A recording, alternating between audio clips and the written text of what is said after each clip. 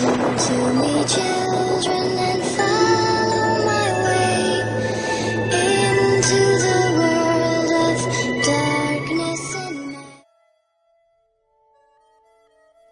Il y avait un chasseur dans les bois, qui, après une longue journée de chasse, était perdu au milieu d'une immense forêt. Il commençait à faire sombre, et ayant perdu ses repères, il décida de continuer à avancer vers le nord, jusqu'à ce qu'il soit libre du feuillage, de plus en plus oppressant.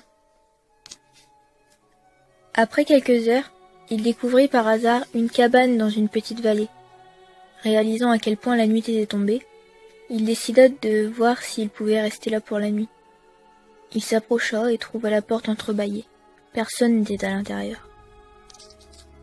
Le chasseur s'effondra sur le lit une place, décidant de s'expliquer au propriétaire le matin venu. Il regarda autour de lui comment était l'intérieur de la cabane. Il fut étonné de voir les murs ornés de plusieurs portraits, tous peints avec d'incroyables détails.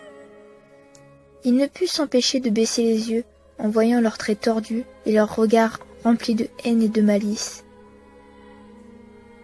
Il se sentait de plus en plus mal à l'aise dans ce lit. En faisant un effort surhumain afin d'ignorer les nombreux visages haïssables, il se tourna pour faire face au mur, et épuisé, il tomba de fatigue dans un sommeil agité. Le matin suivant, le chasseur se réveilla. Il détourna les yeux, ébloui par une clarté inattendue. Il découvrit que la cabane n'avait aucun portrait, seulement des fenêtres.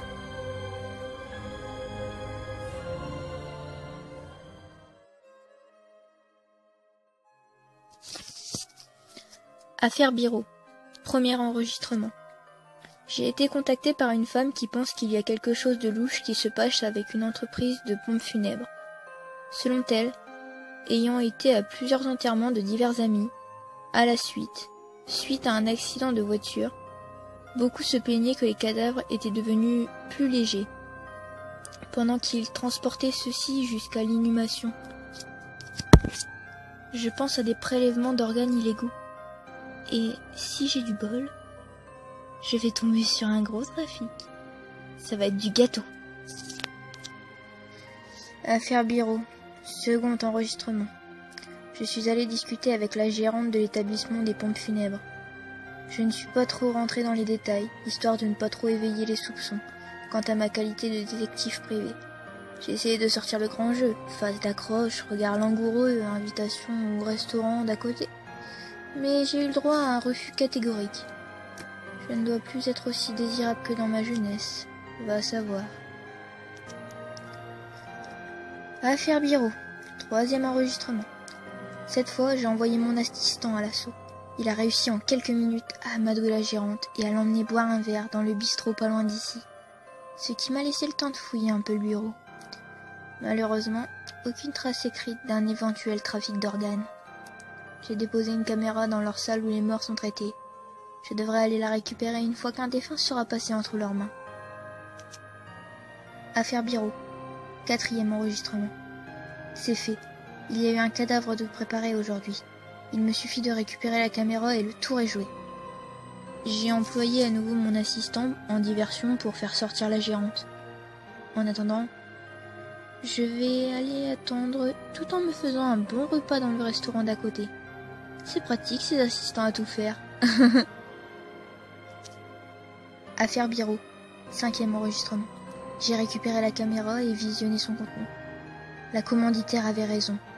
On peut y voir les employés retirer certains organes du défunt et les déposer dans des espèces de caisses. Ils font bien en sorte que cela ne soit pas visible une fois leur travail fait. C'est du grand art. Ça m'a tout l'air d'être un trafic, mais il me reste à savoir où vont ces caisses. Affaire Birot. Sixième enregistrement.